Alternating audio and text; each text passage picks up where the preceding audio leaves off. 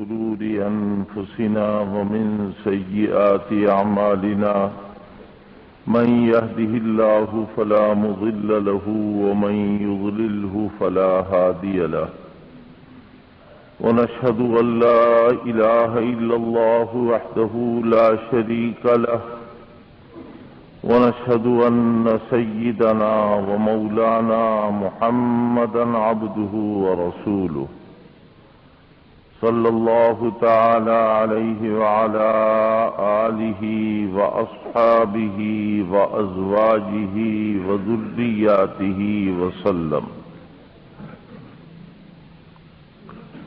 رب اشرح لي صدري ويسر لي أمري واحلل عقدة من لساني يفقهوا قولي. أما بعد فأعوذ بالله من الشيطان الرجيم. بسم الله الرحمن الرحيم. أَوَمَنْ كَانَ مَيْتًا فَأَحْيَيْنَاهُ وَجَعَلْنَا لَهُ نُورًا يَمْشِي بِهِ فِي النَّاسِ كَمَنْ مَثَلُهُ فِي الظُّلُمَاتِ لَيْسَ بِخَارِجٍ مِنْهَا كَذَلِكَ زُيِّنَ لِلْكَافِرِينَ مَا كَانُوا يَعْمَلُونَ. صدق اللہ العظیم. لہذا یہ بتانا مقصود ہے کہ مولانا عبدالشکور فاروقی لگ بھگ 150 سال پہلے اس لکھنؤ میں اپنے والد جو اس وقت تحصیلدار تھے، تحصیلدار جو آج کا ہوتا ہے اس کی تو کوئی بیچارے کی حیثیت نہیں ہوتی. اس وقت حضرت کا صرف نام لینا مقصود ہے کہ امام اہل سنت کے والد مولانا عبدالشکور کے والد مولانا عبدالحی کو ڈھونڈتے ہوئے لکھنؤ آئے تھے کہ اپنے لڑکے کو ان سے پڑھوائیں. مولانا عبدالحی فرنگی محلی کا انتقال صرف 35 سال کی عمر میں ہوا تھا. 30-35 سال کے لڑکوں کی شادی ہوا کرتی. آج کل کام کاج نہیں لگا لہذا زیادہ عمر ہو گئی، تو اتنی عمر میں وہ اللہ کو پیارے ہو گئے اور نہ معلوم کتنی کتابیں اس وقت لکھ چکے تھے. جب وہ حج کرنے کے لیے گئے تو بلاد عربیہ کے اس وقت کے جو بڑے بڑے علماء تھے ان کو معلوم ہوا کہ ابو الحسنات حج کرنے آ رہے ہیں، تو وہ گودی پر جہاں جہاز رکتا ہے، سی پورٹ، بندرگاہ، پانی کا جہاز جہاں لنگر انداز ہوتا ہے، وہاں پہنچے عرب کے بڑے بڑے علماء کہ ابو الحسنات عبدالحی آ رہے ہیں، ہندوستان سے شیخ ہندی آ رہے ہیں، اور وہاں کوئی ابو الحسنات ان کو نظر نہیں آیا. 14 سال کی عمر. تو دیکھا ایک لڑکا چہرے سے نور ظاہر ہو رہا اور قدم بڑھا رہا ہے تو ایسا لگ رہا ہے کہ خدا جانے اللہ کی کتنی نعمتیں اس سے وابستہ ہیں. انہوں نے فوراً عربی میں ان سے بات کی اور کہا تم کہاں سے آ رہے ہیں؟ کہا میں ہندوستان سے آ رہا ہوں. شیخ ہندی ابو الحسنات کو جانتے ہیں؟ تو اب انہوں نے نگاہ نیچی فرما لی اور فرمایا کہ میرا نام عبدالحی ہے، میں ابو الحسنات وغیرہ کو نہیں جانتا ہوں. بس کیا تھا، وہ سارے عرب علماء لپٹ گئے اور گودی میں نہیں اپنے کندھے پر ان کو بٹھایا اور اس طرح وہ لے گئے ان کو. میں نے حضرت کا تذکرہ اس لیے کیا کہ وہ زندہ ہیں، مرے نہیں ہیں.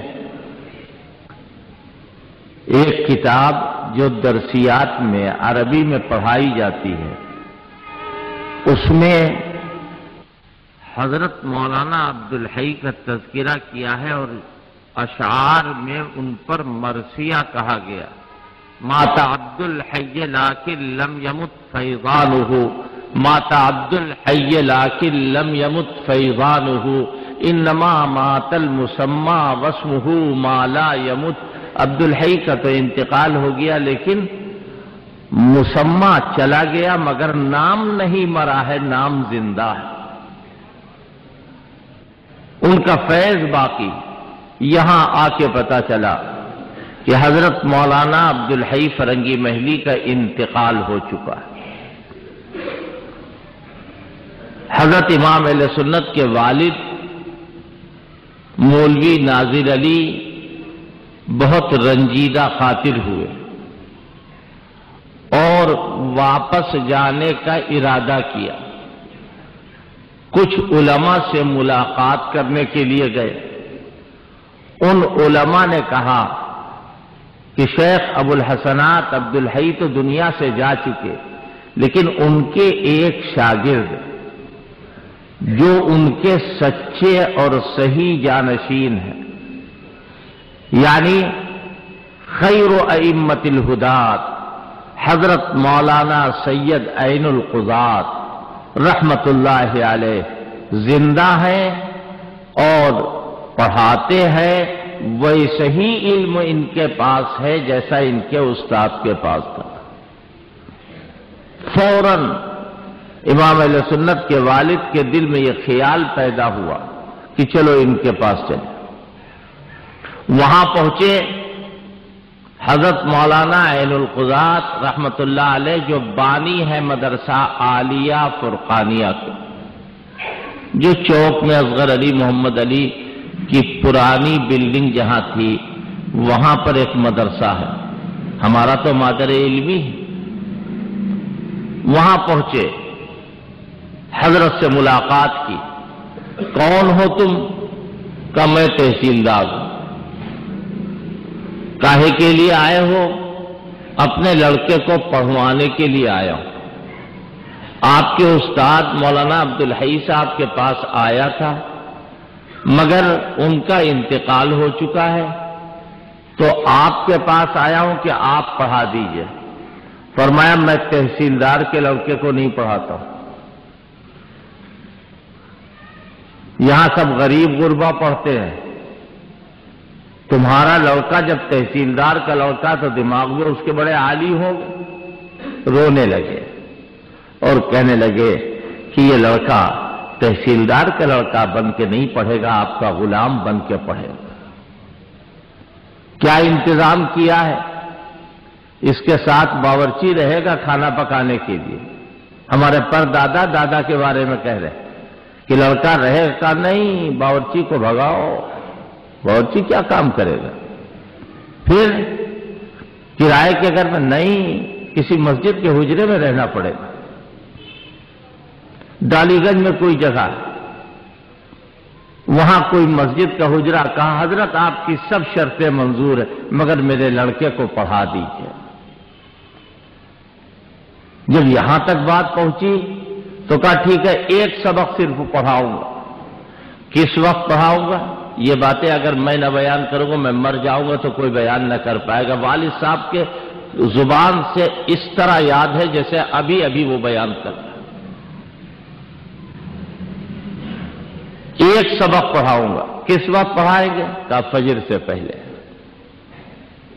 یا اللہ، ڈالی گنج میں ایک کمسن لڑکا رہے گا اور وہ چوک میں جاڑا گرمی برسات ہمیشہ آئے گا فجر کی نماز سے پہلے، یہ بھی کوئی انصاف کی بات ہے؟ کھڑے ہو جاتے ہیں تحصیلدار صاحب اور کہتے میاں آپ کو اپنے علم کا گھمنڈ ہے، غرور ہے، بتائیے یہ کمسن بچہ کیا کرے گا؟ کہا کہ مجھے آپ کی ساری شرائط منظور ہے، ہمارا لڑکا فجر سے پہلے آئے گا اور آ کر کے آپ سے پڑھے گا۔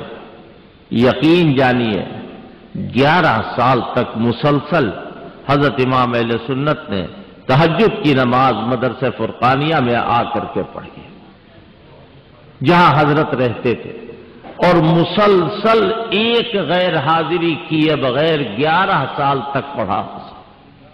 بعد میں پھر ان کی محبوبیت کا یہ عالم ہو گیا تھا کہ حضرت مولانا عین القضات رحمت اللہ علیہ نے سب کو پڑھانا بند کر دیا، صرف انہی کو پڑھاتے، اور جیسے کہتے نہیں گھوٹ گھوٹ کر کے علم کو ان کے سینے میں اتارتے رہے اتارتے رہے اتارتے رہے۔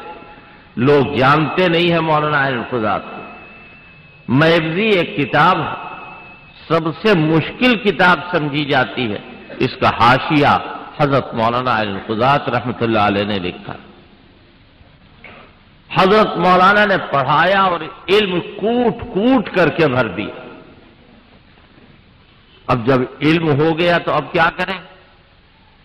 لکھنؤ کے حالات یہ ہیں کہ اودھ کی حکومت یعنی شیعوں کی حکومت ختم ہوئی، تو جب شیعوں کی حکومت ختم ہوئی تو وہ جراثیم، وہ جرثومیں جو حاکموں کے اندر ہوتے ہیں کہ حکومت ہماری لہذا دین بھی ہمارا، یہ سنی کا بال بنانے کے لیے سنی ہوں گے،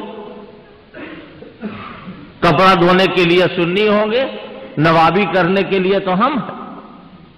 یہ ایک تصور۔ تعزیے کا ہاں، اگر کوئی تعزیے کو دیکھ کے ٹوپی نہیں اتارے گا تو اسے سزا دی جائے گی، احتراماً ٹوپی اتاری جائے گی۔ حضرت پڑھ کر کے کامل ہو گئے، کمال حاصل ہو گیا، چوک سے پورا دن تعزیے نکل رہے، پورے شہر میں امام حسین کے فقیر ہر جگہ ہر گلی میں پائے جاتے، گلے میں بدھی ڈالے، کمر میں گھنٹی باندھے، امام حسین کے نام پر پیسہ مانگ رہے، فقیر بنے۔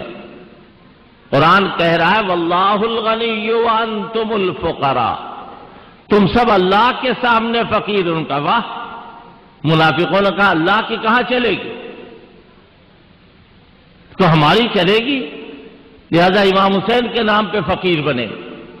حضرت مولانا القضات رحمۃ اللہ علیہ فرماتے ہیں اپنے شاگرد رشید کو بٹھا کے کہ دیکھو یہ خرافات بڑھتی چلی جا رہی۔ ادھر کان میں کسی نے آ کے کہا حضرت فلاں فلاں فلاں آپ کے سامنے بیٹھا ہوا، اور یہ روزانہ تبرے کی مجلسوں میں جاتا ہے۔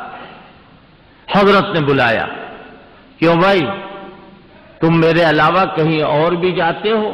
کہا ہاں میں جاتا ہوں، کوئی ابو بکر عمر تھے ان کے اوپر لعنت کی جاتی ہے نعوذ باللہ، لہذا ہم ایسی جگہوں پر بھی جاتے ہیں۔ کہا تبرہ؟ کہا ہم تو جانتے نہیں کہ تبرہ کیا چیز ہوتی ہے۔ حضرت مولانا القضات صاحب رحمۃ اللہ علیہ پر ایک رنگ آ رہا ایک رنگ جا رہا۔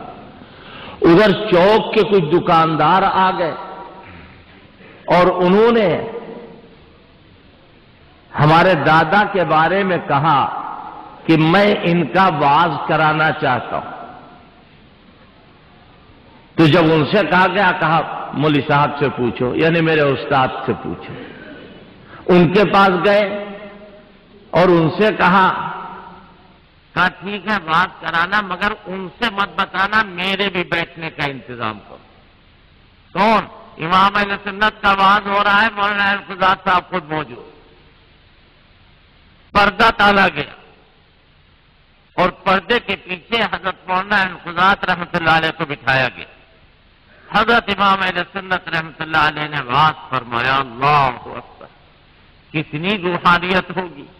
ایک طرف خود ان کی روحانیت، ان کے استاد کی روحانیت، پھر اس واعظ کی روحانیت، اللہ اکبر، اس کو بیان نہیں کیا جا سکتا۔ حضرت نے واعظ فرمایا، جو بے نمازی تھے وہ نمازی ہو گئے، جو بے داڑھی والے تھے انہوں نے داڑیاں رکھ لی، جو زکوٰۃ نہ دینے والے تھے ان لوگوں نے زکوٰۃ دینے کا عہد کر لیا، گویا بے دینی ختم ہو گئی اور دین آ گیا۔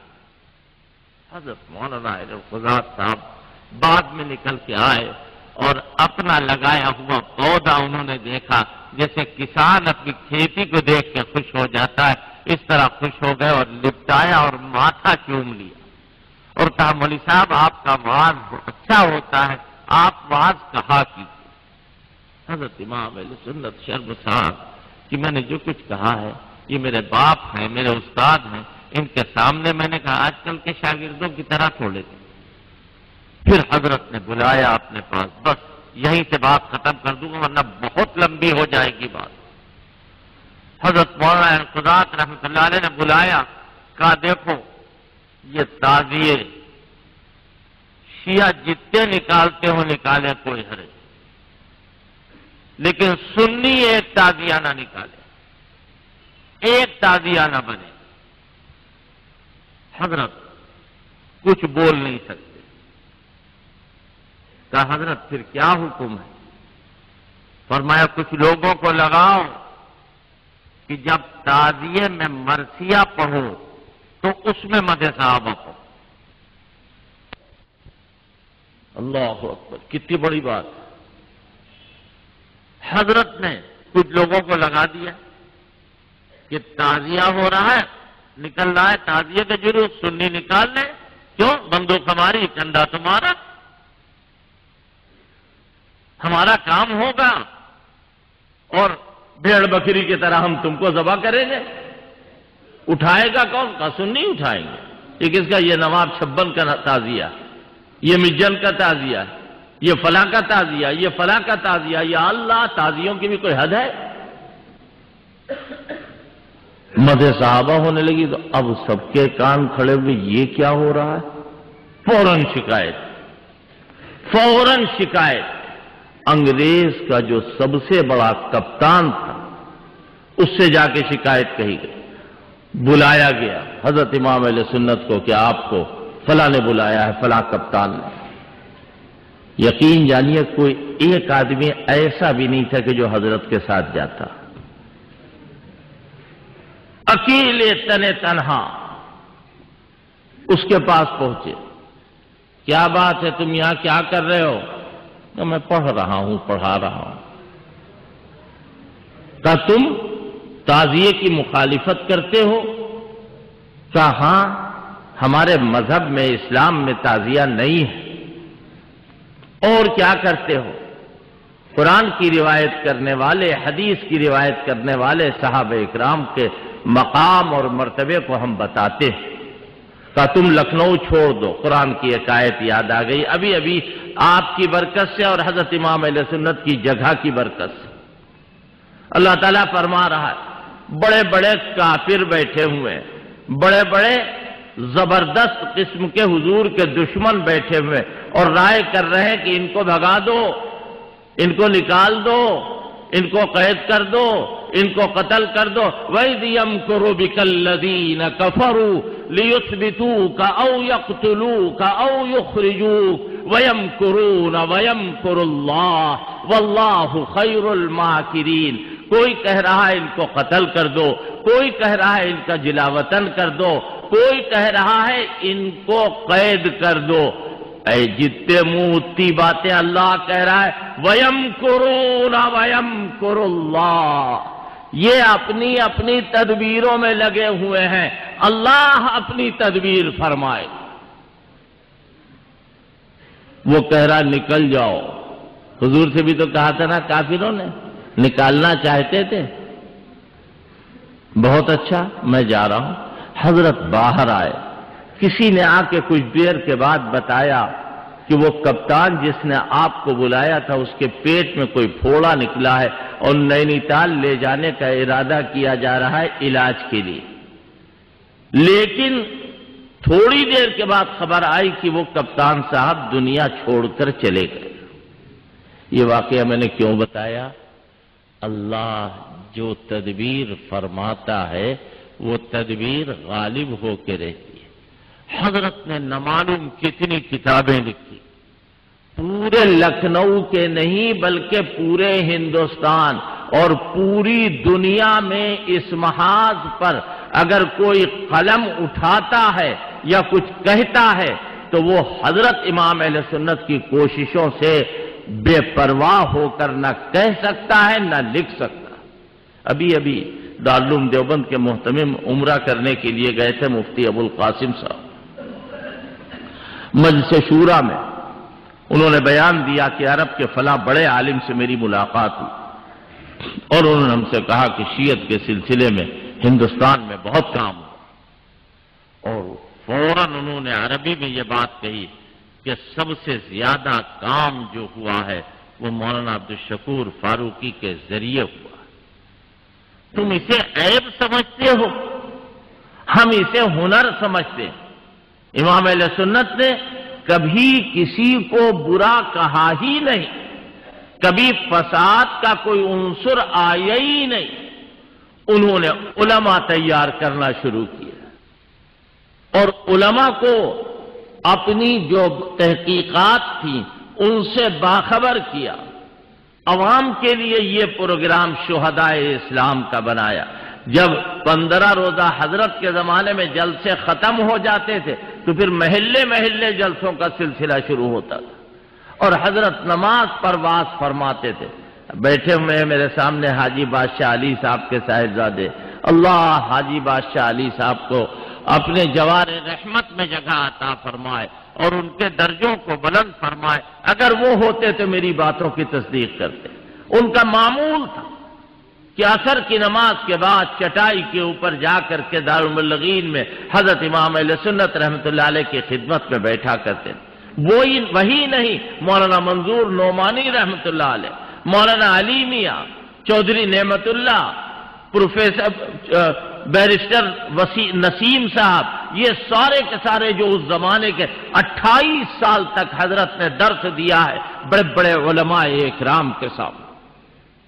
سینچا تھا اسے خون سے کچھ تشنہ لبوں نے، سینچا تھا اسے خون سے کچھ تشنہ لبوں نے، تب جا کے اس انداز کا میں خانہ بنا۔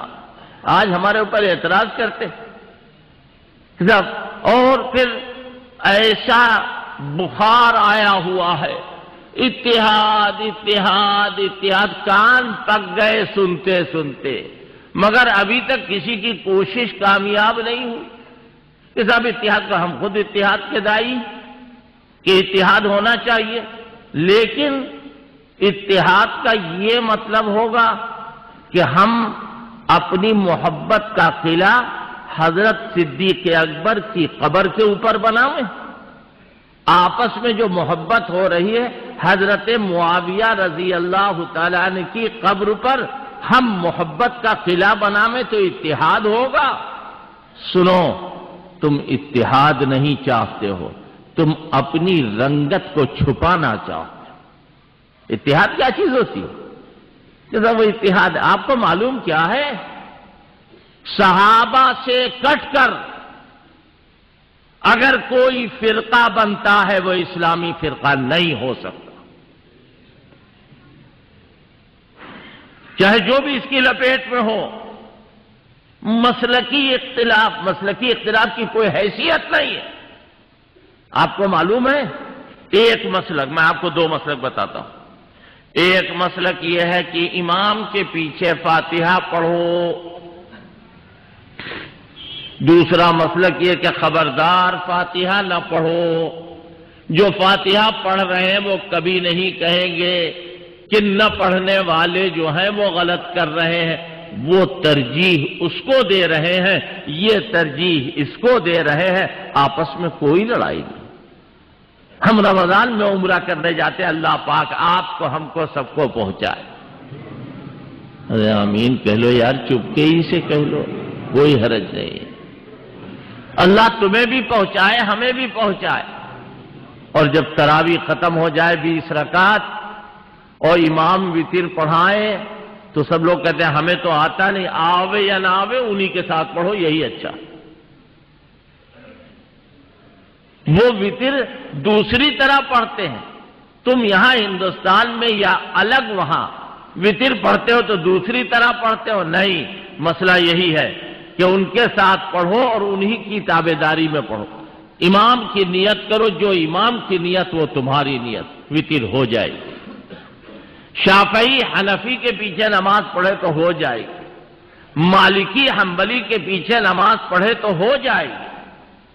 اسی طریقے سے تمام بزرگان دین جو گزرے ہیں اور ان کو اجتہاد کا مقام حاصل ہے، ان سب کے پیچھے نماز ہو جائے گی بلا کراہت۔ لیکن آپ، ہم بھی تو نماز پڑھتے ہیں۔ ایک مرتبہ ایک صاحب نے جو ہر 6 مہینے کے بعد اپنا چولا بدلتے ہیں، ان کا ہم عیدگاہ جائیں گے نماز پڑھنے کے لیے۔ کہا کہ جی آپ کے اوپر نماز فرض ہے جو آپ جائیں گے پڑھنے کے لیے؟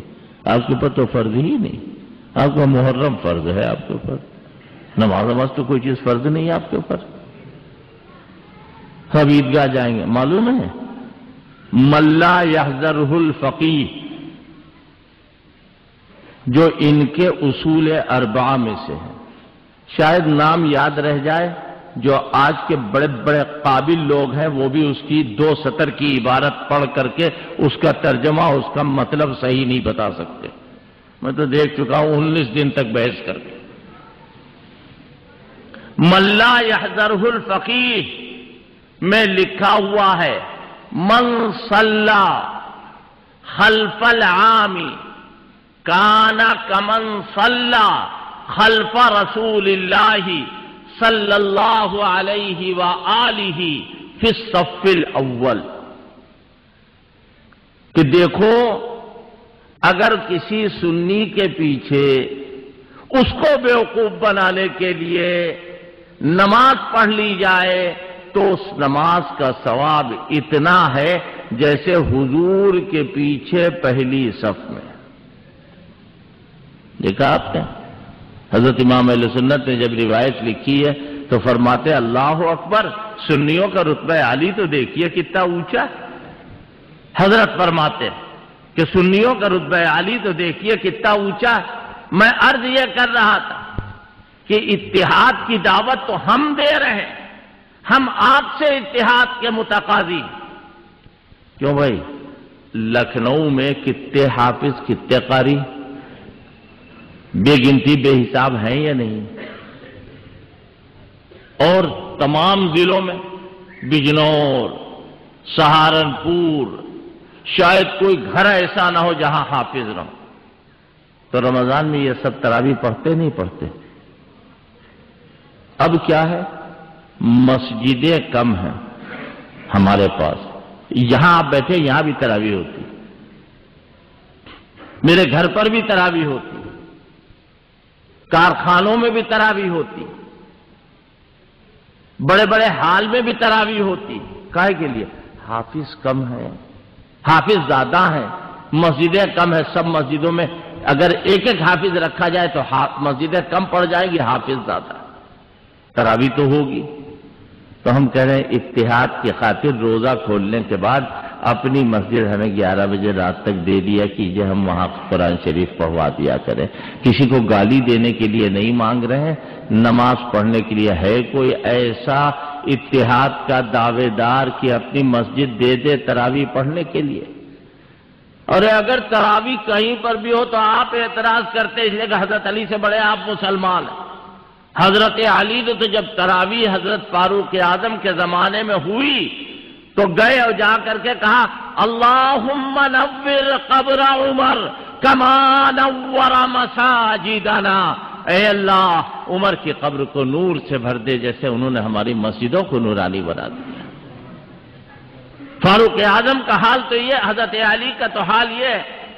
پھر آپ تراویح امام باڑوں میں پڑھوا دیجئے، اپنی مسجدوں کو دے دیجئے ہمیں کہ ہم تراویح. کیوں؟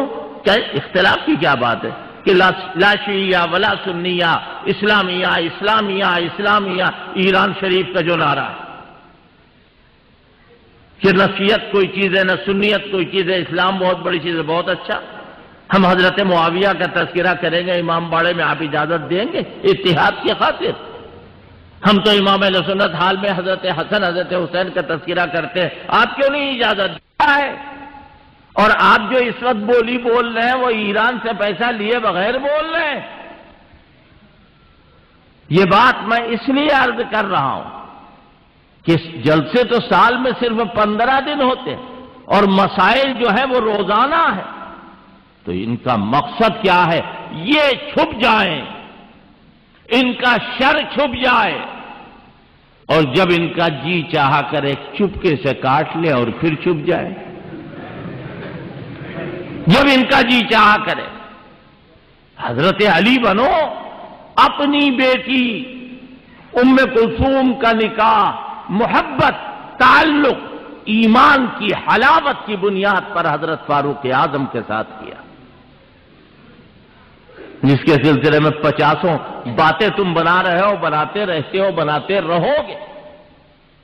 فاروق اعظم عمر ابن خطاب رضی اللہ تعالیٰ نے ان کی بیٹی حضرت علی کی بیٹی کے ساتھ، اور لکھا ہے ان کی کتابوں میں، نبی دختر با علی داد، نبی نے اپنی بیٹی علی کو دی، وہ علی دختر با عمر داد، اور علی نے اور عمر نے علی نے اپنی بیٹی عمر کو دی۔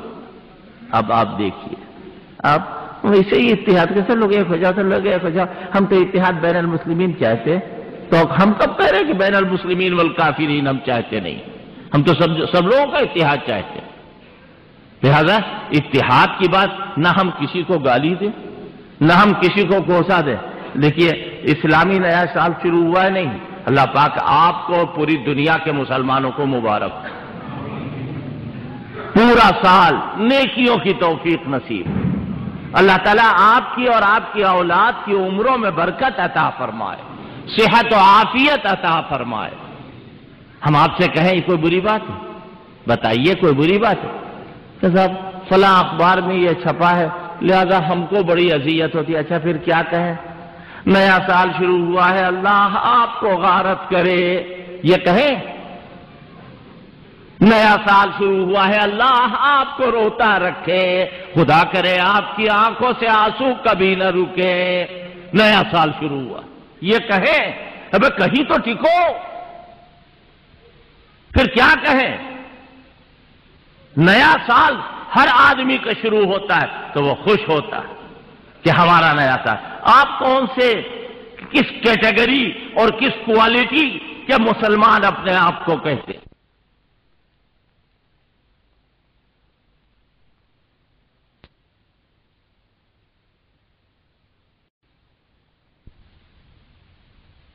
ہجری کا جی لکھتے تو ہیں، پھر گڑ کھا رہے ہو، گلگلوں سے پرہیز کر رہے ہو۔ پوچھو بھائی 1434 ہجری ہے یا نہیں ہے؟ کیوں؟ محرم سے پہلا سال شروع، اچھا تو پھر آپ ربیع الاول سے شروع کر دیجئے، آپ رمضان سے شروع کر دیجئے، لیکن نیا سال ہے یا نہیں؟ کسی کو گالی دے رہے ہیں، کسی کو کوسا دے رہے ہیں؟ یہ نیا سال ہوا یا نہیں ہوا؟ جب نیا سال ہوا تو اس نئے سال پر اگر ہم آپ کو مبارکباد دے رہے ہیں تو آپ خفا ہوئے جا رہے ہیں۔ اب بھائی دعا دے رہے ہیں نا کہ اللہ تعالیٰ آپ کو زندہ رکھے، آپ خفا ہو رہے ہیں، پھر کیا کہیں؟ اللہ کرے آپ مر جائیں، کیا کہیں؟ کون سی بات کہیں؟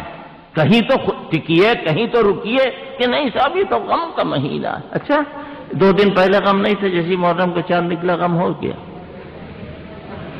یہ کیا بات ہے؟ کیا غم بھی مہینے سے آتا ہے؟ مہینے سے آتا ہے؟ یاد رکھیے کچھ نہیں، حضرت امام اہل سنت بتا گئے، انہوں نے بتایا کہ کچھ نہیں بلکہ یہ تو دنیا کے سامنے اپنی خصوصیت کو الگ قائم کرنا، اپنی خصوصیت کو الگ قائم کرنا ہے۔ بہرحال عوام کی اصلاح کے لیے حضرت امام اہل سنت رحمۃ اللہ علیہ نے عوام اور خواص کی اصلاح کے لیے، جو علماء آتے ہیں باہر کے ان جلسوں میں، وہ کہتے ہیں بھائی ہم بیان کیا کریں گے، ہماری خود اصلاح ہو جائے، یہاں آپ سنتے ہیں جو وہ کہتے ہیں۔ تو عوام کی اصلاح کے لیے یہ دروازہ کھولا کہ محرم کے پہلے دن ایک بہت بڑے عالم نے مجھ سے سوال کیا اور کہا کہ صاحب یہ محرم میں آپ لوگ شہدائے اسلام کے جلسے کرتے ہیں؟ میں نے کہا آپ کو معلومات کتنی؟ کہنے لگے کہ نہیں صاحب محرم کے زمانے میں تو نہیں ہونا چاہیے۔ میں نے کہا یہ بتائیے آپ لحاف کب اوڑھتے ہیں؟ کہنے لگے یہ کیا بات ہوئی؟ میں نے کہا جب خوب لو چل رہی ہوگی تو آپ لحاف اوڑھیں گے، جب خوب کٹکٹوا جاڑا ہوگا تبھی تو لحاف اوڑھے گا آدمی۔ تو جیسی بدعت ہوگی، جیسا طریقہ ہوگا، اسی وقت اس کا علاج ہوگا یا علاج نہیں ہوگا۔ آدمی کا بخار چڑھا ہوا تو پیراسیٹامول دیا جائے گا، اور بخار نہیں ہے تو کیسے دیا جائے گا؟ تو محرم کا زمانہ ان لوگوں نے حرمت والا زمانہ، برکت والا زمانہ، خبردار محرم یا سال کے کسی مہینے کو اگر کوئی منحوس کہے گا تو حدیث قدسی میں موجود ہے کہ یسبنی ابن آدم، ابن آدم مجھے گالی دیتا ہے۔ اے اللہ آپ کو گالی؟ کہاں یسب الدہر او بسب الدہر، زمانے کو گالی دے کر مجھے گالی دے رہا ہے، میں ہوں زمانے کا بنانے والا، کوئی دن منحوس نہیں ہے، جو کہے وہ جھوٹا ہے، کذاب، کوئی دن منحوس نہیں ہے، اللہ تعالیٰ کے بنائے ہوئے دن کہ شادی کب کریں گے، شادی کب کریں گے؟ کہ صاحب محرم سے پہلے پہلے ہو جائے۔ کیوں؟ محرم میں نکاح نہیں قبول ہوگا۔ اچھا اگر کہیں لڑکا محرم کے میں پیدا ہو جائے تو گھوٹ دو گے گلا؟ کیا کرو گے؟ لڑکا پیدا ہوا محرم میں، اس کا کیا کرو گے؟ اور پھر آپ بھی تو محرم میں خوشی مناتے، یہ مہندی کا ہے کہ ہے؟ میدان کربلا میں آپ بتا رہے ہیں شادیاں رچی گئی ہیں، یہ دلدل کو سجایا کیوں جا رہا؟ آپ سوچئے نا، یہ بہار اعضا کیوں ہو رہا ہے؟ کاہے کے لیے ہو رہا؟ آپ بھی تو محرم کو خوشی کا ایک شوشہ گوشہ رکھتے ہیں محرم کے اندر، لیکن ہمارے اوپر آپ کی پابندی۔ ایک صاحب نے تو اور کہا کہ دیکھیے صاحب، رونا جو ہے وہ فطرت کے اندر داخل ہے، بچہ پیدا ہوتا ہے تو روتا ہوا پیدا ہوتا ہے۔ میں نے کہا جی بالکل صحیح آپ کہہ رہے ہیں، بچہ جب پیدا ہوتا ہے تو ننگا ہوتا ہے، ننگا رہنا بھی فطرت میں داخل ہے۔ بچہ جب پیدا ہوتا ہے بغیر دانت کا ہوتا ہے، دانت توڑ دیجئے، اس لیے کہ فطرت میں تو دانت نہیں ہے۔ جب بچہ پیدا ہوا تو بغیر دانت کا، تو آپ کے دانت کیسے؟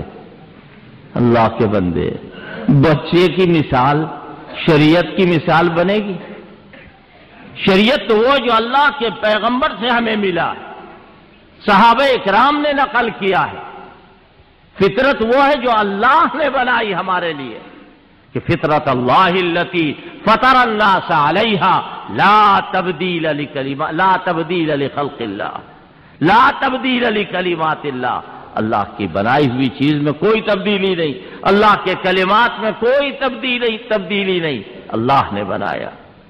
لہذا یہ اس سد باب کے لیے یہ جلسے قائم ہوئے ہیں، یہاں صحابہ اکرام کا مقام بیان ہوگا، خلفائے راشدین کا تذکرہ ہوگا، ازواج مطہرات کا ذکر خیر ہوگا، روزمرہ کی ضروریات زندگی بیان کی جائے گی۔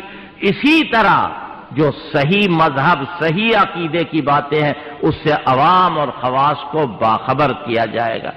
امام اہل سنت مولانا عبدالشکور فاروقی رحمۃ اللہ علیہ نے ان جلسوں میں اہتمام کیا کہ پہلے دن حضرت فاروق اعظم عمر ابن خطاب رضی اللہ تعالیٰ عنہ کا تذکرہ ہو۔ کیوں؟ حدیث کیا ہے؟ حضرت عائشہ فرماتی ہے اذا ذکر الصالحون، جب کبھی نیکوں کا ذکر ہو، فحی عالم بعمر، تو سب سے پہلے عمر کا ذکر ہو۔ امام ذہبی فرماتے ہیں وما ادراک ما عمر، تمہیں پتا ہے کہ عمر کون ہے؟ ما ادراک ما عمر ابن الخطاب، تمہیں پتا ہے کہ عمر ابن خطاب کون ہے؟ آگے کہتے ہیں واللہ ما دار الفلک علی مثل عمر، خدا کی قسم آسمان نے گردش نہیں کی عمر ابن خطاب کے جیسے۔ اللہ نے عمر کا سانچہ بنایا اور توڑ دیا، اب ویسا کوئی نہیں بنا۔ حضرت امام علیہ سنت خاص طور پر حضرت فاروق اعظم کا تذکرہ کرتے تھے، اور یقین جانو بہت ساری روایات سے پتہ چلتا ہے کہ حضرت فاروق اعظم رضی اللہ تعالی عنہ منافقوں کو ڈھونڈا کرتے تھے، منافقوں کو ڈھونڈا کرتے تھے۔ کیوں؟ تاکہ ان کو یہ معلوم ہو جائے کہ کون منافق ہے۔ ان کے مزاج کے اندر دودھ کا دودھ، پانی کا پانی الگ کرتے ہیں۔ ایک مرتبہ حضرت تشریف لیے جا رہے ہیں، ان کے پیچھے صدیق اکبر، ان کے پیچھے فاروق اعظم، بچیاں چھوٹی چھوٹی بیٹھی کچھ کھیل رہی، کچھ تھالی وغیرہ بجا رہی. حضرت گئے، بچیاں ہنستی رہیں، حضرت مسکراتے ہوئے گزر گئے. حضرت صدیق اکبر گزرے، ان کو بھی دیکھا لڑکیوں نے، وہ بھی مسکراتے ہوئے گزر گئے. پیچھے فاروق اعظم آ رہے، جیسے ہی لڑکیوں نے دیکھا فوراً آ کر کے تھالیوں کے اوپر بیٹھ گئیں اور چھپا لیا ان کو کیا کھیلے. اللہ کے پیغمبر ہمارے آقا صلی اللہ علیہ وسلم نے دیکھا تو دیکھ کے فرمایا، عمر تم جس راستے سے گزرتے ہو شیطان وہ راستہ چھوڑ دیتا. یہ خصوصیت ہے فاروق اعظم. ایک مرتبہ حضرت ایک منافق عبداللہ ابن ابی ابن سلول مر گیا اور اس کی جنازے کی نماز کا مسئلہ درپیش. اس نے وصیت کی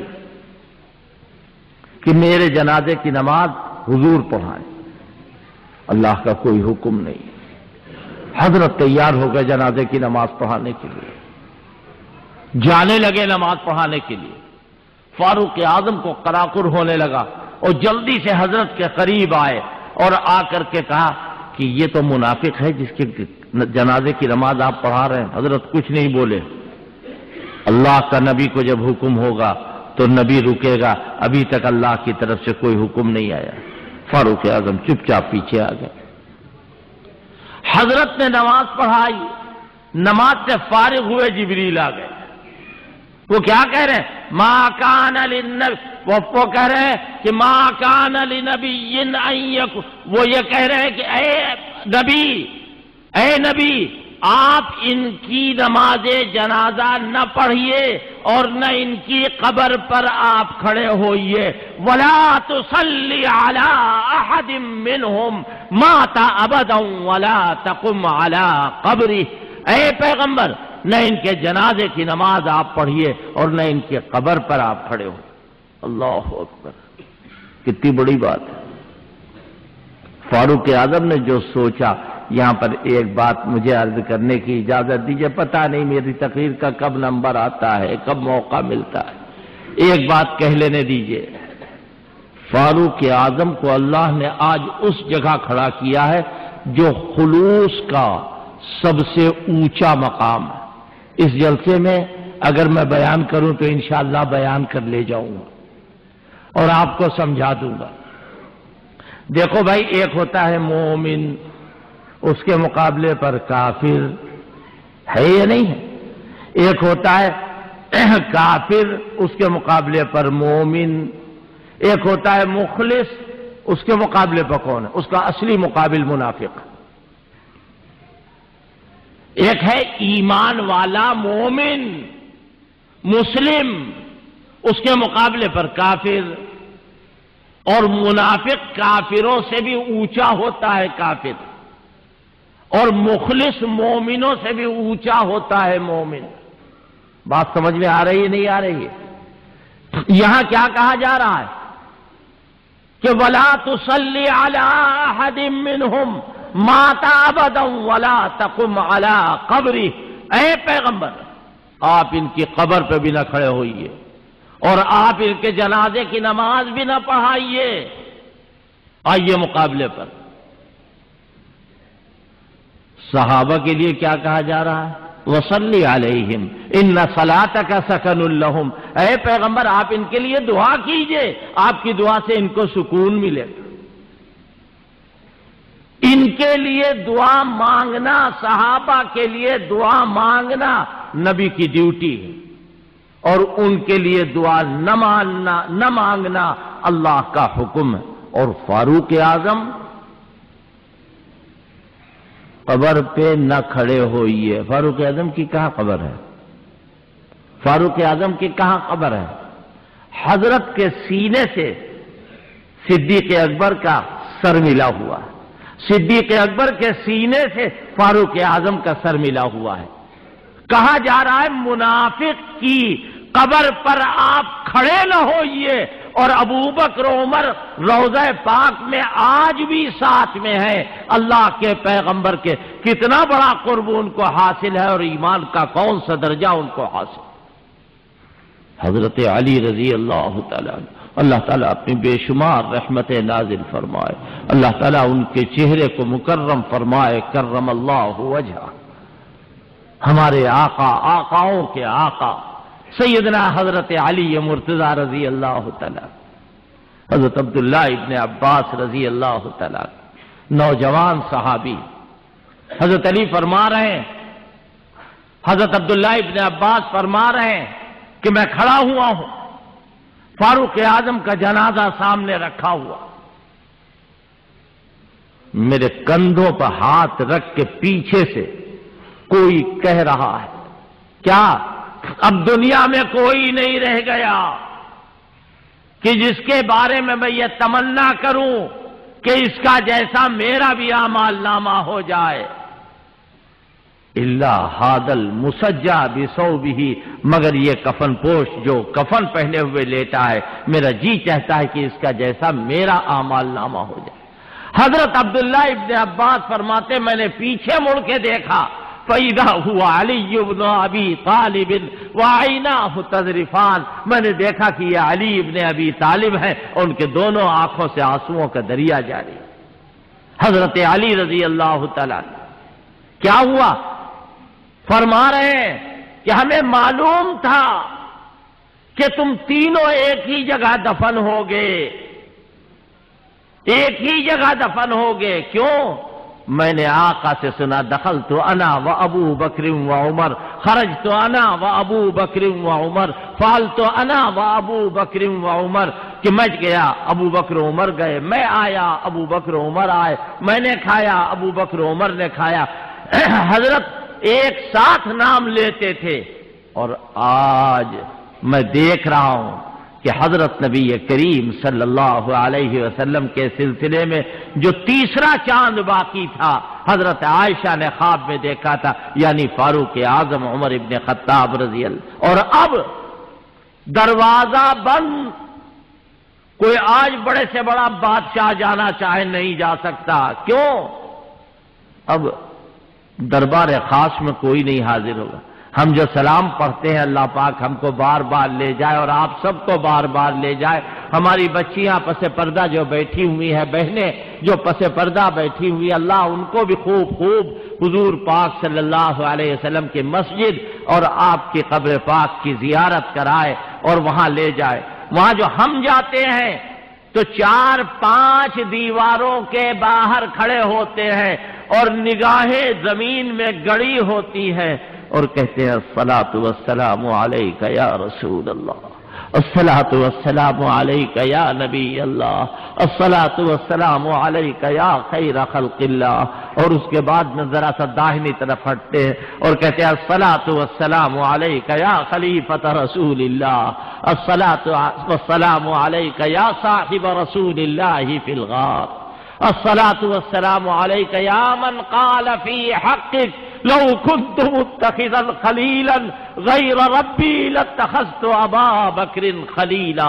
حضرت صدیق اکبر کے پاس پہنچ گئے، پھر ذرا سا اور داہنی طرف ہٹے اور وہاں جا کے کہا الصلاۃ والسلام علیک یا ثانی الخلفاء الراشدین، اے دوسرے خلفاء راشدین میں سے، الصلاۃ والسلام علیک یا من قال فی حقک لو کان بعدی نبی لکان عمر۔ ہم ایمان لاتے ہیں کہ آپ کے حق میں آقا نے فرمایا کہ اگر میرے بعد کوئی نبی ہوتا تو عمر ابن خطاب ہوتے۔ میرے بھائی، یہ بیان بڑا کٹھن بیان ہے، یہ بیان بڑا سخت بیان ہے، اس لیے کہ ایمان کے ساتھ ساتھ جذبات بھی شامل ہوتے ہیں۔ میرے آقا اللہ کے پیغمبر صلی اللہ علیہ وسلم بیٹھے ہوئے اور ام المومنین صدیقۃ الکبریٰ حضرت عائشہ صدیقہ رضی اللہ تعالی عنہا بیٹھی ہوئی، آسمان پر ستارے چھٹکے ہوئے، آسمان پر ستارے نکلے ہوئے۔ حضرت عائشہ نے دیکھا کہ ستارے بہت سارے نظر آ رہے ہیں، عرض کیا حضرت کیا آسمان کے تاروں برابر بھی کسی کی نیکی ہو سکتی ہے؟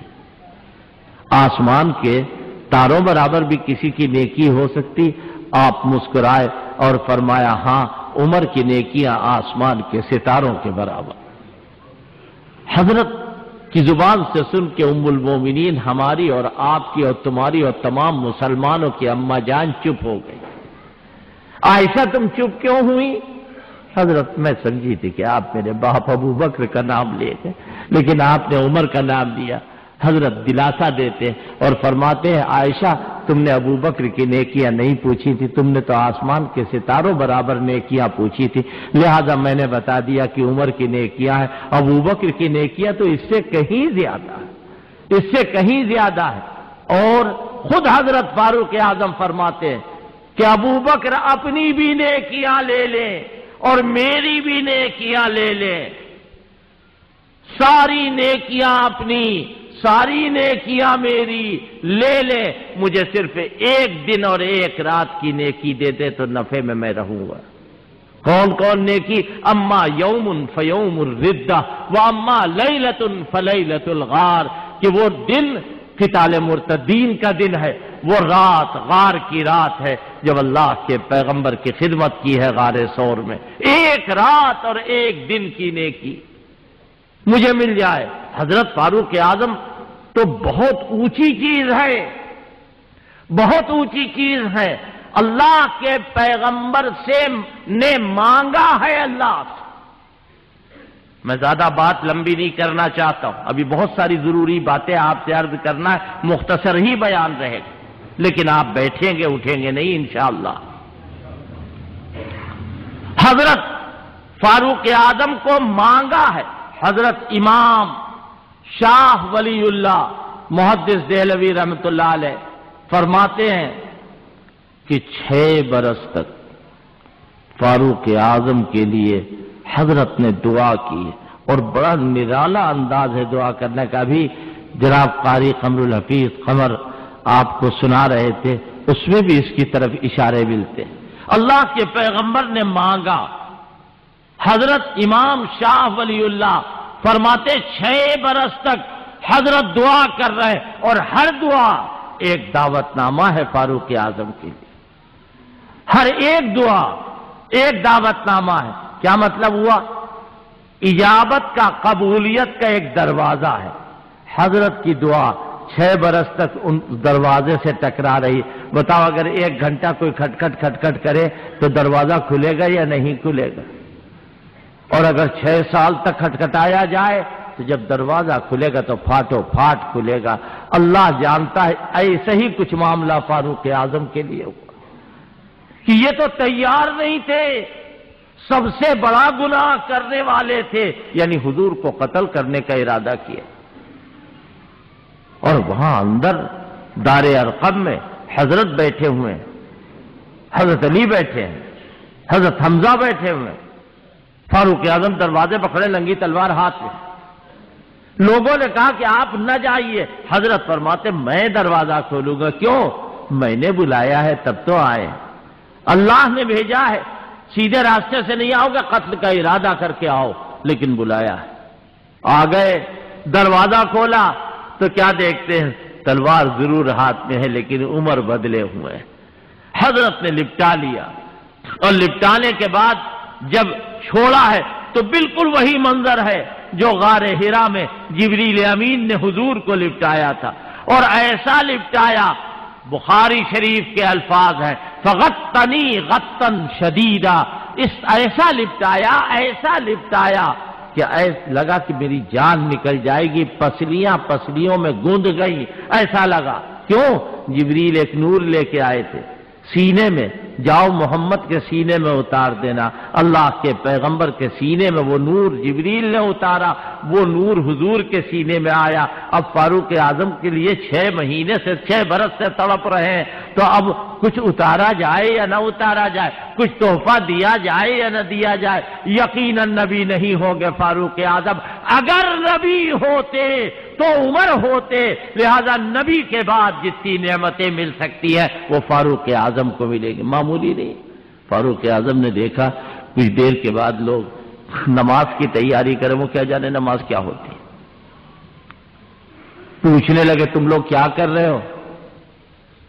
کہا ہم تو اب نماز پڑھیں گے۔ اچھا یہ نماز کیا ہے؟ کہا اللہ کی عبادت کریں گے۔ پھر یہیں کہاں یہیں کہ نہیں یہ نہیں ہوگا تو خانہ کعبہ میں اذان دی جائے گی، کافر لوگ جائیں کعبے میں بت پرستی کریں اور ہم ایک اللہ کی عبادت یہاں کریں گے۔ حضرت کی طرف دیکھا، حضرت نے اجازت آمیز انداز اختیار فرمایا اور کہا چلو علامہ بازل ایرانی جو سنی نہیں ہے اس واقعے کو نقل کرتے ہیں اور یوں کہتے ہیں کہ حضرت چلے ہم ہی رفت درپیش حیدر عمر، اس طرح جا رہے ہیں کہ ایک طرف حضرت علی ہے دوسری طرف حضرت عمر ہے، حضرت حمزہ بھی ہے۔ سامنے دیکھا کہ ابو جہل حضور کے سر کا انتظار کر رہا ہے اور ابو جہل رشتے میں ماموں تھا فاروق اعظم۔ ابو جہل کو جب دیکھا تو دیکھنے کے بعد کیا کہہ رہے ہیں فاروق اعظم؟ ناسخ التواریخ جو مذہب شیعہ کی معتبر تاریخ ہے اس سے میں نقل کر رہا ہوں کہ اس میں لکھا ہوا کہ ابو جہل کو جب دیکھا تو دیکھنے کے بعد کہتے ہیں مالی اراکم کلکم قیاما والکہل والشبان والغلاما محمدا قد شرح الاسلاما نذب عنہ الخال والاعماما حقا وقد یکسر الاصناما۔ کہ مامو جان خیریت اسی میں وہیں کھڑے رہیے، ورنہ اگر آگے آپ بڑھے تو آپ کو بھی اپنے آقا کے اوپر سے قربان کرتے ہیں۔ ملی اسلام کو عزت یا نہیں ملی؟ فاروق اعظم ایمان لائے، کعبے میں اذان ہوئی، کعبے میں نماز ہوئی۔ فاروق اعظم کا عجیب حال ہے اور عجیب کیفیت ہے فاروق اعظم کی، اللہ بتا رہا ہے، سنو غور سے۔ اب من کان میتا فاحییناہ وجعلنا لہ نورا یمشی بہ فی الناس۔ پہلے ایک مردہ تھا، فاحییناہ، پھر ہم نے اس کو زندہ کیا اور ایک ایسی روشنی ہے کہ جدھر جا رہا ہے روشنی، جدھر جا رہا ہے روشنی، روشنی کا خوگر اور عادی ہے، روشنی سے نکل نہیں سکتا، اس کی ذات کی روشنی ہے، اس کے ایمان کی روشنی ہے، اس کے عمل کی روشنی ہے۔ اللہ بتا رہا ہے یہ کون ہے؟ فاروق اعظم۔ اور ہر ایک مومن ہو سکتا ہے۔ مفسرین نے لکھا ہے کہ فاروق اعظم پہلے ایسے ہیں جیسے مردہ، پھر اللہ نے ان کو زندہ کیا، اب جدھر جا رہے ہیں نور ہی نور، نور سے الگ نہیں۔ یہ بات میں آپ کو کیسے سمجھاؤں؟ یہ بتائیے، اگر ایک دم سے کوئی آدمی ایسی جگہ ہو کہ جہاں روشنی ہی روشنی ہو اور ایک دم سے اندھیرا ہو جائے تو اس کو برا لگے گا نہیں لگے؟ بلڈ پریشر کے مریضوں کے لیے ڈاکٹر لوگ کہتے ہیں کبھی ایک دم سے بتی نہ جائے، کیوں؟ یہ مر جائے گا، یہ مر جائے گا، برداشت نہیں کر پائے گا، ایک دم سے بتی نہ جائے۔ اگر بتی جائے فوراً ایمرجنسی لائٹ جلاؤ، جنریٹر سے جلاؤ، چراغ جلاؤ، اندھیرا نہ ہو۔ کیوں؟ اندھیرے میں آئے گا تو مر جائے گا۔ وہ بالعکس، میں اپنی طرف سے نہیں کہہ رہا، قرآن کہہ رہا ہے، کمم مثلہ فی الظلمات، ویسے ہی ہے جیسے کوئی آدمی اندھیرے میں رہے اور اندھیرے سے کبھی نہ نکلے تو اجالے میں آ جائے گا۔ وہ کون رہتا ہے اندھیرے؟ کوئی رہتا ہے؟ چمگادڑ دن میں نظر آتا ہے جیسے چڑیا نظر آتی ہے؟ آپ بتائیے کیوں؟ وہ اندھیرے کا خوگر، اس کو اندھیرا اچھا لگتا، یا اور چوہے کی طرح جو چچوندر ہوتی ہے وہ دن میں نہیں نظر آتی، راتی میں نظر آتی۔ کاہے کے لیے؟ اجالا برداشت نہیں۔ فاروق اعظم کو اندھیرا برداشت نہیں، فاروق اعظم کے ماننے والوں کو اندھیرا برداشت نہیں، اور فاروق اعظم کے مقابلے پر جو لوگ ہیں ان کو اجالا برداشت نہیں۔ یہ تو اپنا نصیب ہے۔ کذالک زین للکافرین، اسی طرح مزین کر دیا اللہ نے کافروں کو، جو وہ کر رہے ہیں انہیں اچھا لگ رہا ہے، جو وہ کر رہے ہیں انہیں اچھا لگ رہا ہے۔ کذالک زین للکافرین، جو کچھ وہ کر رہے ہیں۔ ایک مرتبہ ایک آدمی آ گیا، اصغر علی محمد علی کی کوٹھی تھی اس زمانے میں، عطر نالیوں میں بہتا تھا، باہر سے خوشبو آتی تھی، مدرسہ فرقانیہ کا قرب ہے، ایک طرف قرآن کا نور اور دوسری طرف عطر کی خوشبو، اور وہ آدمی ایک دم سے بے ہوش ہو گیا۔ لوگوں نے کہا کیا ہوا؟ عطر لا کے سنگھایا اس کو، وہ اور بے ہوش ہو رہا، پھر اور عطر سنگھایا، وہ اور بے ہوش ہو رہا۔ تو اس کا کوئی پڑوسی جا رہا کہ میاں کیوں جان لیے لے رہے ہو اس کی، کیوں خیریت کیا ہوا؟ کہ بھیا یہ کبھی اس نے عطر سونگھا نہیں، اس کی ناک جو ہے، ناک کا نتنا، ناک کا بانسا، قوت شامہ اس خوشبو کو برداشت نہیں کر سکتی، اس کو گوبر سنگھاؤ تو ہوش آئے گا۔ چنانچہ گوبر سنگھایا گیا تو ان کو ہوش آیا۔ یہ بات میں اس لیے عرض کر رہا ہوں کہ اللہ کہہ رہا کذالک زین للکافرین ما کانوا یعملون۔ مولانا تمہارے نزدیک بری ہے، خنزیر کے نزدیک وہ بری نہیں ہے۔ آپ بتائیے کوئی شریف آدمی گالی بکنے کے لیے تیار ہوگا؟ کوئی شریف آدمی بددعا دینے کے لیے تیار ہوگا؟ نیک بنو، نیکی قائم کرو۔ یہ تو میں نے مختصر طور پر عرض کیا، جلسہ آج شروع کرنا ہے اور بعد گھر پر پہنچاؤں تو میں سوچ رہا تھا کہ کوئی ہوتا میں اس کو بٹھا دیتا، مجھے بیان نہ کرنا، لیکن میں نے اللہ سے یہ دعا کی کہ اے اللہ یہ ہمارا کام نہیں ہے، تیرے مقبول بندوں کا کام ہے۔ اے اللہ ہم کو طاقت دے دے کہ ہم کچھ دیر یہاں بیان کر لیں، آج پہلا دن ہے۔ اللہ تعالیٰ کی مہربانی سے مجھے ابھی اور بیان کرنے کی طاقت اور قوت موجود ہے اور میں بیان کر سکتا۔ جلسے کا وقت 10:15 سے 10:30 تک ختم ہونے کا۔ اصل علماء کوئی بھی بیان کرے، ہمیں تو دین کی بات سننا ہے اور یہاں آنا ہے، اور اپنے ساتھ اور لوگوں کو بھی لانے کی کوشش کرو، دعا کرو اللہ تعالیٰ سے۔ سبحان اللہ وبحمدہ، سبحانک اللہم وبحمدک، نشہد ان لا الہ الا انت، نستغفرک ونتوب الیک۔ اے اللہ اپنے کرم سے، اپنے فضل سے ہمارے حال پہ رحم فرما دے۔ اے اللہ ہم کو بری باتوں سے، برے کاموں سے بچا لے۔ اے اللہ نفس اور شیطان کے دھوکے سے ہماری حفاظت فرما۔ اے اللہ یہ جلسے تیرے بھروسے پر کر رہے ہیں، اے اللہ تیرے بھروسے پر شروع کر رہے ہیں۔ اے اللہ یہ ہمارا کام نہیں ہے، ہمارے بڑوں کی امانت ہے۔ اے اللہ ہمارے اندر تو اتنی بھی طاقت نہیں ہے کہ اپنے بڑوں کی امانت کی حفاظت کر سکے۔ اے اللہ یہاں کے آنے والوں کو محروم نہ فرما، بیان کرنے والوں کو محروم نہ فرما، جو بچیاں آتی ہیں ان کو محروم نہ فرما، جو بہنیں آتی ہیں اللہ ان کو محروم نہ فرما، جو بچے آتے ہیں اللہ ان کو بھی محروم نہ فرما۔ اے اللہ یہ بڑوں کا کام ہے، ہم چھوٹوں کے ہاتھ میں ہے۔ اے اللہ تیری نصرت کے بغیر کوئی کام نہیں ہو سکتا۔ اے اللہ ہم جانتے ہیں ہمارے مخالف اپنوں میں بھی ہیں، ہمارے مخالف غیروں میں بھی ہیں، لیکن اے اللہ تیرے نبی کے بھی مخالف ہے، تیرے صحابہ کے بھی مخالف، اے اللہ صحابہ کا نام لینے والوں کے بھی مخالف۔ اے اللہ ہم تیری نصرت چاہتے ہیں، اور اے اللہ ہم سے ان جلسوں کا حق ادا کروا، اور اے اللہ جو قصور ہو جائے اپنے کرم سے اسے معاف فرما دے۔ انت ولینا فی الدنیا والآخرہ، توفنا مسلمین والحقنا بالصالحین۔ انشاءاللہ ٹھیک 8:30 بجے جلسہ باقاعدہ شروع ہو جائے گا۔